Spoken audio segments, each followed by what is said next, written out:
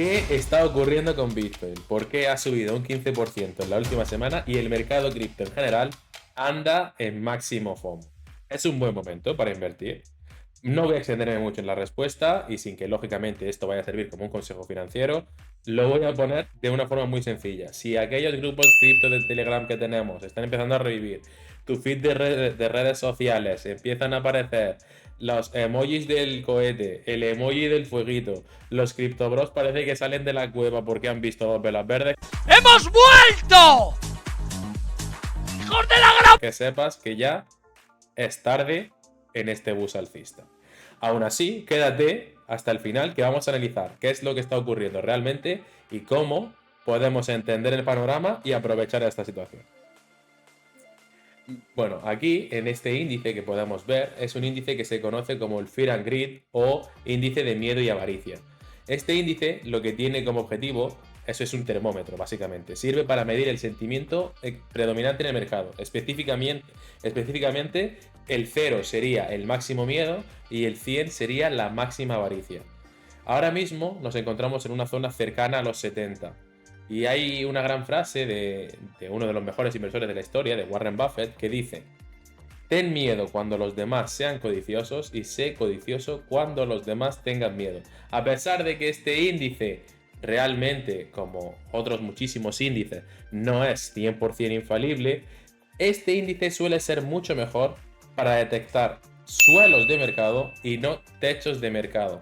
¿Por qué? Porque a pesar de que un activo suba o pampee, lo que ocurre es que suele acercarse a la zona de avaricia a pesar de que aún le quede mucho por subir. Y esto ocurre, por ejemplo, ocurrió en el anterior mercado alcista, que subió de 20.000 a 30.000. Alguien podría, y eso, al subir un 50%, podría decir que estamos en un mercado o estamos en una zona de avaricia, y a pesar de eso, el mercado aún así siguió subiendo mucho.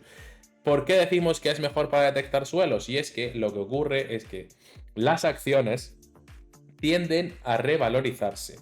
Y es exactamente por eso por lo que suele ser mejor indicador para las zonas de miedo. A pesar de que Bitcoin no es una acción, sí que, y ha demostrado que tiene una correlación positiva con la bolsa. Lógicamente hasta ahora. Y un símil muy interesante con este índice podría ser el del RSI, que puede encontrarse en zonas de sobrecompra durante un prolongado tiempo. Bueno, pero ahora vamos a responder a la pregunta que nos importa. ¿A qué se debe esta subida? Bueno, la subida básicamente ha ocurrido debido a las falsas o fake news que salieron de que se aprobó el ETF al contado de BlackRock. Sin embargo, y a pesar de que estas noticias han sido desmentidas, el precio sigue oscilando en la zona de los 34.000. ¿A qué puede deberse esto? A muchas razones. Es manipulación, es el mercado simplemente desea jugar y está especulando. En cuanto a la manipulación y el ser un activo con una capitalización tan baja, lógicamente ocurre. Uno de los ejemplos que podemos ver claramente es el del CEO de JP Morgan, Jamie Dimon, que hay veces que incluso ha llamado al Bitcoin, en palabras textuales ha dicho que es un fraude, un engaño, una pérdida de tiempo y numerosos descalificativos más. Sin embargo, y a pesar de eso, su banco está trabajando en desarrollar su propia moneda digital en la blockchain y a sus clientes les habilita el acceso a fondos de Bitcoin. Así que hay que tener muy claro eso y no fiarse mucho, sobre todo de este tipo de mercado. Perfecto, pero ¿qué es exactamente un ETF? Un ETF, dicho en español, es un fondo cotizado. Sus siglas en inglés responden a Exchange Traded Funds, que son fondos de inversión que se cotizan y comercializan de la misma manera que una acción empresarial haría en exchange y bolsas tradicionales, como podrían ser el Nasdaq o el NYSE. Lo que tú estás comprando, no estás comprando realmente una moneda como tal, lo que harías si lo hicieses desde un exchange o si lo acumulases en tu wallet, sino que lo que tú tienes bajo tu poder va a ser una acción que representa la titularidad o propiedad sobre una porción del fondo. En pocas palabras, no eres propietario del activo, pero sí puedes generar ganancias con las variaciones de su precio.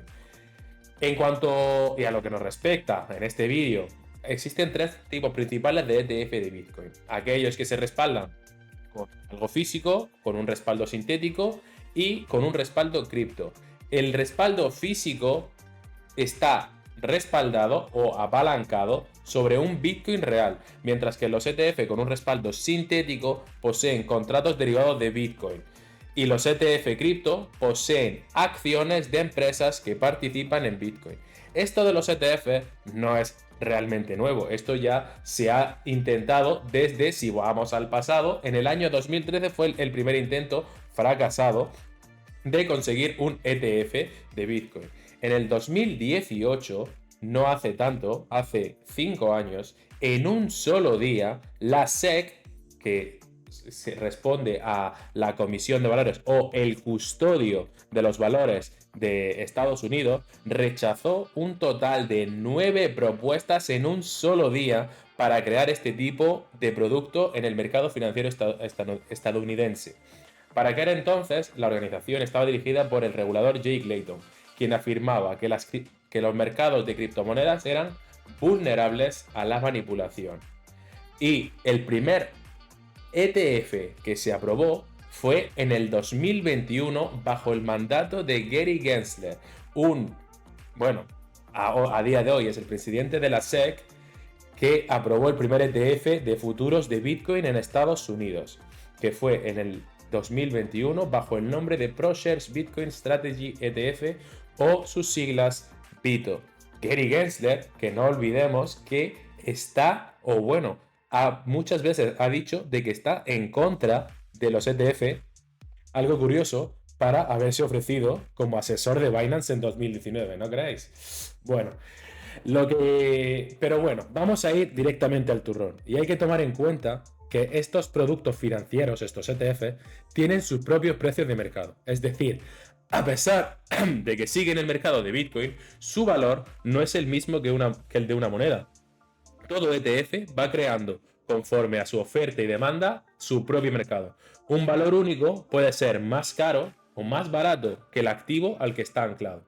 La principal diferencia, ahora mismo, si retomamos, tenemos un ETF sobre futuros. Lo que se está pidiendo ahora es un ETF al contado. El ETF de futuros se basa en las especulaciones con el precio futuro del Bitcoin. Y lo que se está pidiendo ahora es el que sea sobre su precio en tiempo real. Y aunque en Estados Unidos aún no se ha aprobado lo que se conoce como un ETF al contado o un ETF spot de Bitcoin, en otros países ya este producto lleva años funcionando. Es el caso de Canadá, donde lleva haciéndolo desde el 2021. Y aquí en Europa lo tenemos cerca el caso en los Países Bajos, Holanda, se aprobó en 2023 el ETF spot de Bitcoin de Europa. Pero bueno, lo que me gustaría dejar claro es que este mercado, que ahora todo el mundo se va a subir al carro del mercado alcista, estamos otra vez en el bull run, When Moon, ¿no? Todas estas frases que empezamos a ver, no realmente esto hay que entenderlo que es un proceso, es una narrativa. Me gustaría que hiciésemos un pequeño viaje al pasado. Esto de las tendencias o de la narrativa ya comenzó con el primer bull run de Bitcoin con la SICO.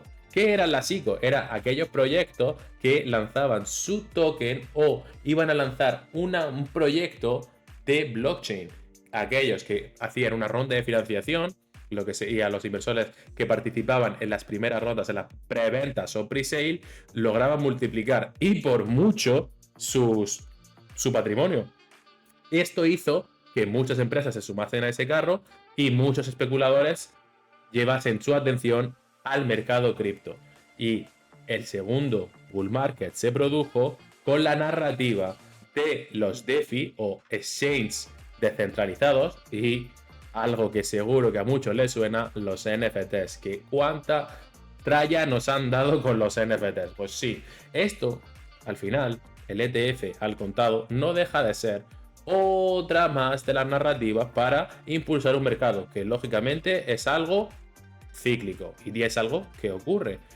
Bueno, pero me gustaría que a pesar de eso, a pesar de esta narrativa que quieren traernos con BlackRock, con las grandes empresas como las que se han presentado de ARK Invest, Grayscale, Fidelity, Vanek, entre muchísimas otras, me gustaría entender un poco por qué la SEC se está oponiendo.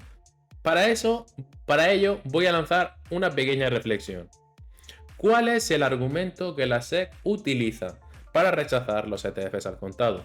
La SEC dice que se trata de un activo que implica mucho riesgo y lo hace por un interés en la protección del inversor. Sin embargo, están aprobados ETFs que no son al contado, es decir, que operan sobre derivados, siendo este un instrumento más complejo y más peligroso para el inversor retail. La diferencia es que si tú tienes un ETF que no es al contado, no estás realmente afectando al precio. Tú realmente lo que tienes es un papelito que se revaloriza o pierde valor. Sin embargo, cuando lo tienes al contado y entran inversores, al no operar sobre un derivado, sino hacerlo sobre el activo subyacente real para materializar la inversión de esto, lo que hay que hacer es comprar Bitcoin, en cuyo caso sí afectas al precio al retirar Bitcoin de los exchanges para su custodia. Por eso me gustaría saber, ¿hay algún tipo de interés oculto en esto? Lanzo esta pequeña reflexión. Responded en los comentarios, sinceramente, que me interesa vuestra opinión. Ahora vamos con los aspectos positivos por el que yo debería de tomar una posición ahora. ¿Por qué debería hacerlo? ¿No? Me pregunto. Los ETFs han ganado una inmensa popularidad debido, y esto es algo impepinable, a su liquidez, entendiendo la liquidez como la facilidad de convertir un activo en dinero.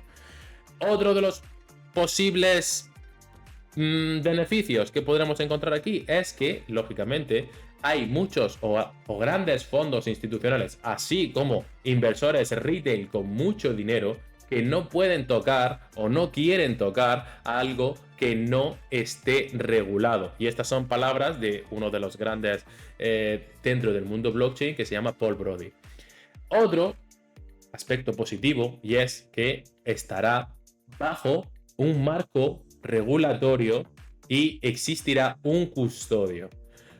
Al igual que eso, o a colación de esto, para mí, para lo que realmente nos puede servir un ETF, para el inversor retail, para el inversor con poco capital, es para eliminar esa fricción que ha existido desde hace mucho tiempo, entendiéndola, porque antes o siempre se ha hablado de Bitcoin como un activo que genera mucho riesgo, su imagen está muy ligada a actividad, o estaba ligada a actividades delictivas, a hackers, a scams, y realmente existe mucha gente que dice, bueno, es que me gustaría que no fuese, o no quiero enfrentarme a la dificultad que entraña el tener que tener una wallet, tener que protegerlo con un dispositivo, que puedo perder mis contraseñas. Hay mucha gente que le preocupa esto, o lo que puede hacer es dejarlo en el exchange, pero claro, ¿qué ocurriría o qué pasaría si se repitiese la historia que ya ocurrió con FTX? Por eso, quizás sea algo positivo.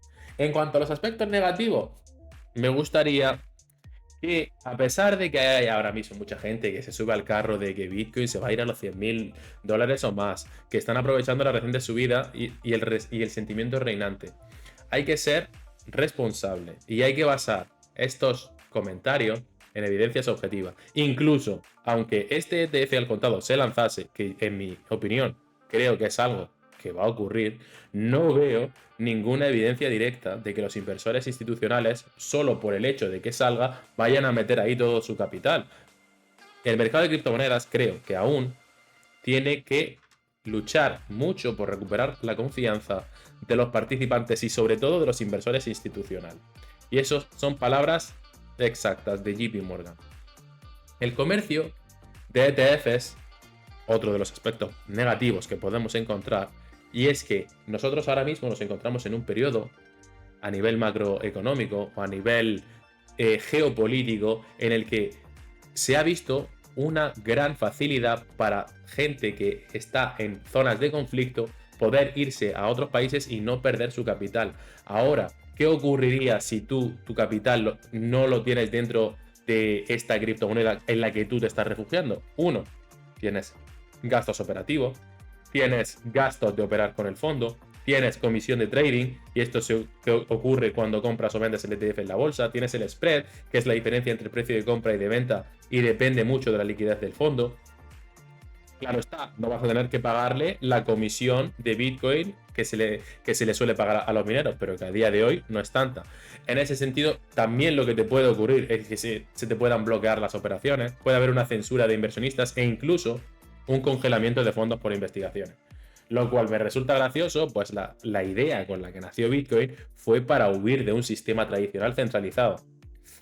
Bueno, voy a acabar con una pequeña conclusión. Compra el rumor, vende la noticia. Existe el rumor de que va a ocurrir el ETF al contado. Yo creo que va a ocurrir. Ahora, esto va a depender mucho del tipo de inversor que seas. Si eres un tipo de inversor, voy a llamarlo trader, y te mueves por la volatilidad, estás en un mercado que te va a gustar mucho. Porque seguro que ahora van a salir muchas noticias positivas, negativas, es decir, va a haber movimiento que tú, como trader experimentado, puedas aprovechar. Si por el contrario eres un inversor con cierta aversión al riesgo y estás invertido, deja que el mercado siga su ciclo, disfruta del proceso y deja que el halving de 2024 haga lo que tenga que hacer. Realmente, seas el tipo de inversor que sea, me gustaría que tuvieses clara tu estrategia. Muchas gracias por llegar hasta aquí. Un saludo, disfruta